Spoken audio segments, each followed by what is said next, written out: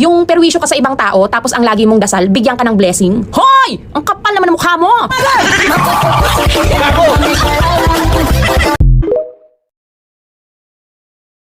Hindi dapat nagpapagalingan sa loob ng pamilya sa halip dapat nagtutulungan. Why? Dahil ang pagbagsak ng isa ay pwedeng maging pagbagsak ng buong pamilya. At pwede rin naman yung maging pag-angat ng isa ay pag-angat ng buong pamilya. Dahil ito ang totoo. Tandaan niyo po, pinakamasakit makita ang isang asawa hinahatak pababa ng asawa. Pinakamasakit makita na ang magulang hinahatak pababa ang mga anak at yung mga anak hinahatak pababa ang kanilang magulang, and at the same time, ang pinaka-typical sa lahat, pinakamasakit makita yung kapatid na hinahatak pababa ang kanyang kapatid. Mayaman ka, mahirap ako. Nagising ka sa malamig na kwarto, nagising ako sa matigas na higaan ko. Pareho tayo nakapagpahinga. Nagkape ka sa mamahaling kapihan, nagkape ako ng 3-in-1. Pareho namang nagising ang ating diwa. Pumasok ka sa malamig na opisina, nagtrabaho ako sa arawan.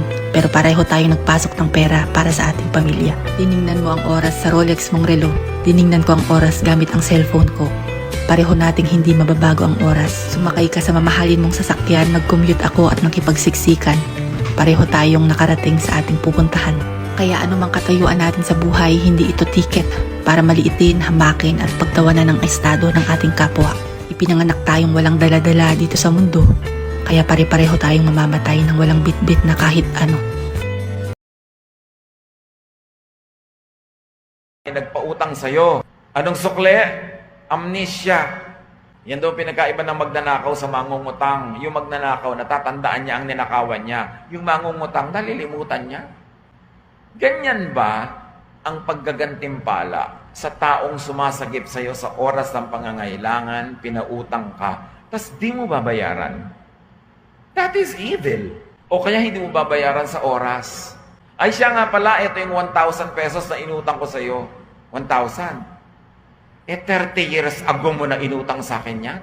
Dapat yan 1,900 na ngayon kung inilagay ko sa bangko. Kung pinuhunan ko yan sa pamimili at pagtitinda ng kamatsile, 5,000 na yan. Inutang mo 30 years ago, ibabalik mo pa rin sa ganung value. That's how you reward me for doing good. Alam niyo yung mga ganung mangungutang, hindi sila umaahon sa buhay. Ang buhay nila parang kumunoy na lubog sila ng lubog kasi hindi sila ibe-bless ng Diyos. Bakit? Hindi mo binabayaran ang utang mo. Hindi mo sinusuklian ang kabutihan ng naging mabuti sa'yo. At pag nasigil ka, galit ka pa. Kidlat ang naghihintay sa'yo. Dahil sinisigil ka, galit ka pa, ang kapal mo naman. Samantalang nung naghihirap ka, hindi ka nahihiya. Di ba?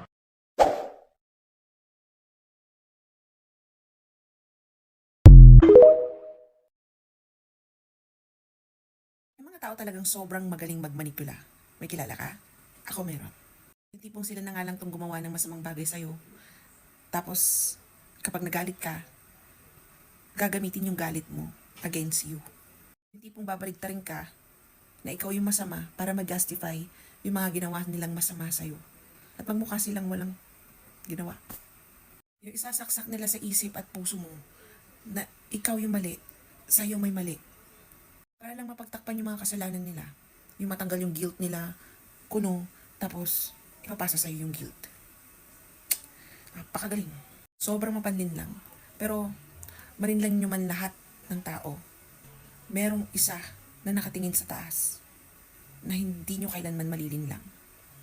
Digital ang karma.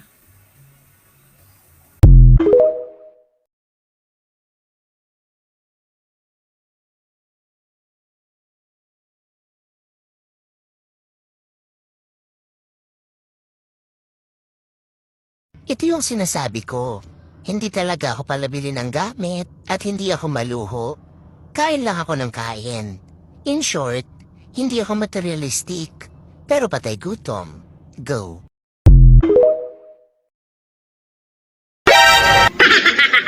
Ops, ops, ops.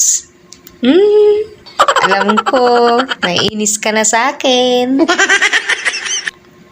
Wala akong pakialam.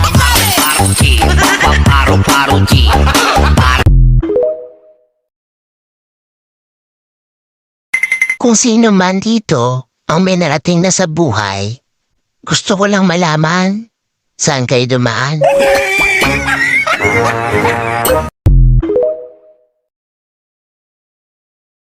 Huwag mong ang langis at pabango ay gaya ng tapat na payo ng isang kaibigan na nagdudulot ng kaligayahan. Huwag mong pababayaan ang iyong kaibigan o ang kaibigan ng iyong ama. At kung nasa kagipitan ka, hindi ka nahihingi ng tulong sa kapatid mo na nasa malayo. Ang malapit na kapitbahay ay mas mabuti kaysa sa malayong kapatid. Huwag maging mapagmataas kung meron ka ngayon. Huwag mangmata ng kapwa mo kung alam mong mas nakakaangat ka kaysa sa kanya. Tulad nga ng kasabihan, bilog ang mundo. Hindi pare-pareho ang ikot nito. Baka pagising mo, ikaw na ang minamata ng tao. At lahat ng pinagyayabang mo ay biglang maglaho sa'yo. Walang permanente sa mundo, tandaan mo. Kahit ikaw pa ang pinakamayaman, pag tinamaan ka ng sakit, lahat yan mawawala sa'yo. Ugaliing maging mapagkumbaba, meron ka man o wala. Kasi pag nawala ka sa mundo, lahat ng yaman mo may iwan yan sa lupa. Ikaw lang ang mawawala. Pero yung kabutihang pinapakita mo sa kapwa mo, di yan mawawala. Bato-bato sa langit, ang tamaan, huwag magalit.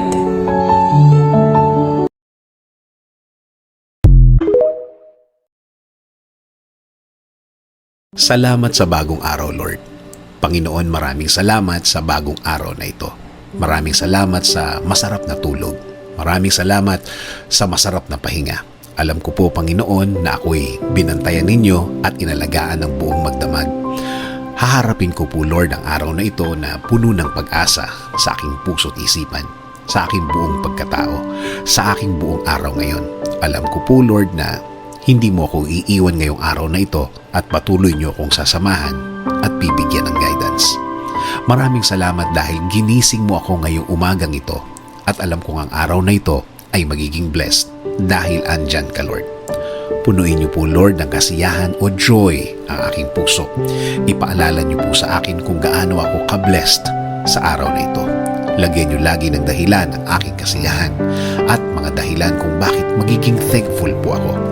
Kapag pumasok na po ang problema sa aking araw ngayon, i-remind niyo po ako ng inyong pagmamahal, ng inyong presensya, ng inyong kabaitan, ng inyong pag-aalaga, na kayo po ay laging andyan para ako'y alalayan.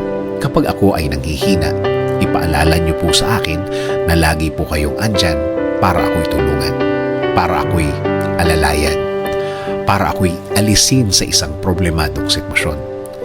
Lord, kapag naalala ko ang aking problema, please remind me that you got me, that everything will be okay and fine.